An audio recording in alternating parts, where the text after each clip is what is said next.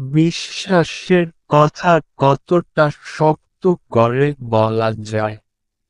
বিশ্বাসী প্রাণের সুর কতটা অনুপম হতে পারে? বিশ্বাসকে যুক্তির দাঁড়িপাল্লায় মাপা কি খুব সহজ? অবিশ্বাসীকে কতটা মায়াভরা স্পর্শে বিশ্বাসের শীতল পরশ দেয়া যায়? যুক্তি মুক্তি নাকি বিশ্বাসের যুক্তিতে মুক্তি? এমন কিছু প্রশ্নের সম্মুখীন আর নিষিদ্ধের প্রতি আকৃষ্টতা নিয়ে বইটি পড়তে শুরু করলাম। তবে আগেই বলে রাখি, আমি আমার ধর্মকে পূর্ণাঙ্গভাবে বিশ্বাস করি।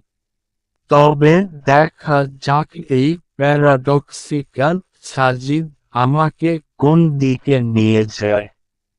পাঠক, আমি কেবল বইয়ের চিন্তাধারা তুলে ধরছি এবং এর মূলধারণা দেওয়ার চেষ্টা করেছি। এক্ষেত্রে কোন রকম ভুল হলে অবশ্যই শান্ত দৃষ্টিতে দেখবেন।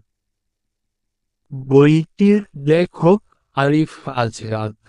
বইটি উৎসর্গ করা হয়েছে তার আরেক রূপ ইডিয়ট আরিফ আজাদকে।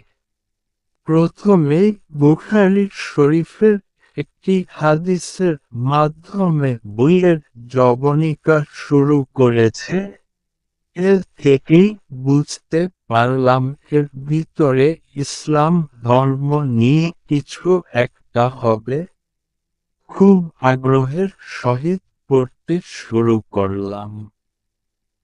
বইটি বিভিন্ন বিভাগে ভাগ করা হয়েছে। প্রথমেই শুরু করা হয়েছে একজন অবিশ্বাসীর বিশ্বাস। দুই বন্ধু ঢাকা বিশ্ববিদ্যালয়ের মাইক্রোবায়োলজিতে পড়াশোনা করে। এদের মধ্যে সাজিদ নিজেকে নাস্তিক দাবি করে।